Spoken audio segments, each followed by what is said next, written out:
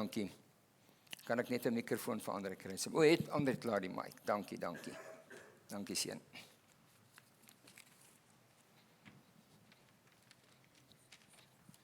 Okay, goeiemôre julle. Klink soos 'n vergadering.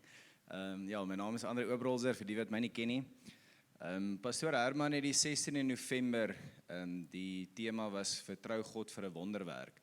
En een van die skrifte wat hy toe in die boodskap het, was daar 1 Konings 17, waar Elia in Safrat aankom, die weduwee toe vra vir 'n bietjie water, en toe later vir 'n roosterkoek. En ek sit toe daar agter en ek dink, maar hoorie, daai skrif, ek het al 'n wonderwerk gekry uit daai skrif uit, en toe WhatsApp ek vir Pastor Herman, sê ek sal dit graag wil deel. So ek en Anien, maar ek het 'n time limit gekry, so ek gaan alles baie kort hou. Ek en Anien koop 'n huis, 2014. Maar nou is dit ook so 'n storie, ons het 'n jaar van tevore 'n huis gekoop, en toe het my vrou nou besluit, maar ons kan nie 'n gesin in die huis groot maak nie, ons kort 'n nuwe huis binne 'n jaar. So my senuwees was redelik klaar, en ek het nie gedink ons gaan regtig 'n nuwe huis koop nie.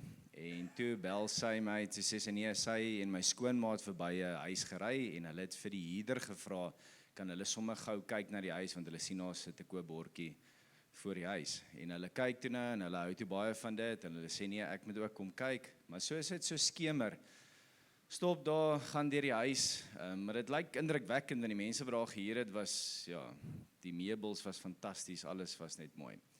So, kom toe uit, lang storie kort, ons besluit ons wil na die huis hier kant toe, daai kant toe met die koper, eventueel koop ons die huis.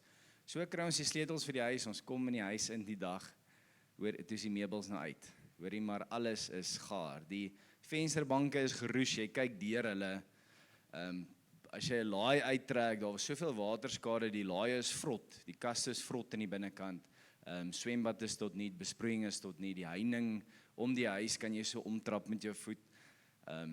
Ja, en so in daai tyd raak aan die swangers. Nou moet jy weet, jy het 'n huis wat reggemaak moet word en 'n swanger vrou wat nou moes nou nes skrop.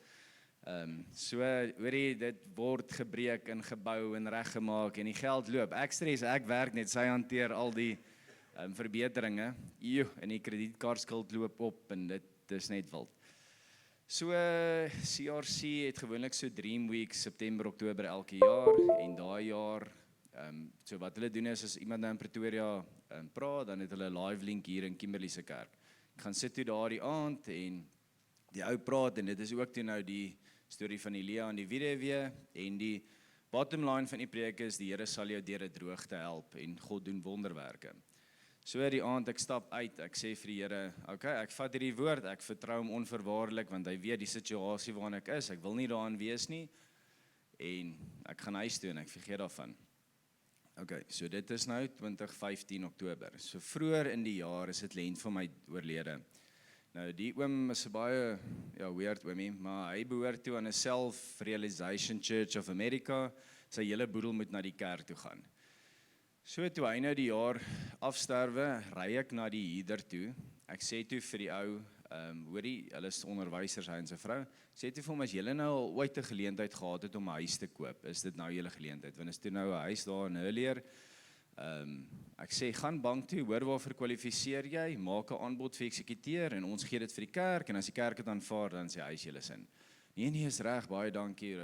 So praat hy toe met die eksekuteur, maak 'n aanbod, en nou na die diens wat ek toe bygewoon het, ons fast forward nou weer 6, 7, 8 maande, hier bel die eksekuteur my, hoorie, waar is die ou se verband, en hy kom net nie met 'n waarborg nie. Ek sê, nee, ek tog, dis al afgehandel. Ry na die ou toe, hierdie kant toe, daai kant toe, ek sê vir hoorie, maar jy het nog 2 weke, dan gaan ons die plek op 'n veiling moet sit. Nee, is reg. So 2 weke kom nooit terug na my toe nie. Ek sê vir die eksekuteur, nee, hulle moet seker maar 'n veiling reël. Ek sê maar, wat se aanbod het die ou gemaak? Hy sê nee, R1 miljoen. Ek sê, maar kan ek nie 'n aanbod maak van R1 miljoen nie? Hy sê, die kerk het dit klaar aanvaar, en ek sê toe, okay, nee, is reg. Net voor dit het my pa afgetree. Deel van sy geld is toe nou by my belê, en ek sê toe van hoorie, maar kan ek nie by jou leen van jou enkelbedrag nie? Wag, dit gaan 3, 4 maande wees, gee ek dit vir jou terug met rente, want nou het ek die verbandregistrasiekoste as ek die plek koop nie. So is reg met hom, reg met die kerk, ek koop die plek. Maar ons begin werk. Anine en ma doen die tuin, ek het mense daar buite, ek self doen toe nou die kombuis en die badkamers, kyk, ek het verbygekom. En breek toe oop, maak dit mooi open plan, laminated flooring, yes, maar dit lyk toe smart, want is nou 'n groot 4-slaapkamerhuis met 'n woonstel, so klein stoorkamertjie met mooi dubbel garage net bo buite gebou. Nou daai laaste oggend, nou is ek besig om die vloerlys te verf. Nou vra ek vir Here, maar wat moet ek vra vir die huis nou? Nou sê hy vir my, nee, jy kan 1650 in jou sak kry. Nou weet ek mos nou hoe werk, die mense stry jou altyd 'n bietjie af, en die agent vat 'n R100,000 kommissie, so ek moet die hy vir 1.8 in die mark sit. Nou bel ek vir Martin, nogal, en ek sê vir Martin, hoorie Martin, ek het 'n huis in Earlier wat ek wil verkoop. Martin sê, my weet ons nou Martin, yes, nee, ek sal met daarin reël, hulle sal kyk, want hy weet, ek het nou nie tyd vir die dinge nie. So, reël met my skoonma en Nien, hulle gaan kyk die huis, en so ek bel 'n ander agent, ek sê vir hom, ek het die huis Earlier vir 1.8, sy sê, is jy van jou kop af? Die huise in Earlier verkoop nie vir al daai straat, die hoogste huis wat nog ooit daar verkoop het, was 1.2 miljoen rand. Nou bel ek vir Martin terug, ek sê, Martin, hoorie, dis nou wat sy, Martin sê, Andrei vertrou net, dis al wat hy sê, okay, bye. Dis reg, gaan. 2 weke later, bel Martin my, hoorie, hy het 'n vrou, sy bied vir my 1750 aan, sy kommissie is 100, ek kry 1650 in my sak in. En daai storie net uitgewerk. En ek meen, daai geld kon ons vat en toe nou al die goeder slaap betaal wat ons by ons huis moes doen. So, ek dink net, ja, so baie keer hoor 'n woord, vat die woord, vertrou die Here, moenie dink hoe hy dit gaan doen nie. Vertrou hom net, want ek meen, ek kan vir julle heeldag hier besig gaan, maar ek het nou nie baie tyd nie. En ek dink toe nou toe ek daai stukkie lees in 1 Konings 17, onthou later, toe die Here nou klaar daai wonderwerk gedoen het, toe gaan daai vrou se kind dood. Toe moet Elia weer die Here vertrou vir nog 'n wonderwerk. So ons dink baie keer, Jesus die Here nou vir jou deurgekom het, dis smooth sailing van nou af, maar dit is nie. En jy kan hom weer vertrou. Onthou, hy's nie 'n flash in the pan nie. So die Here kan 'n wonderwerk doen en hy kan weer 'n wonderwerk doen. Dit gaan net oor jou geloof aan die einde van die dag.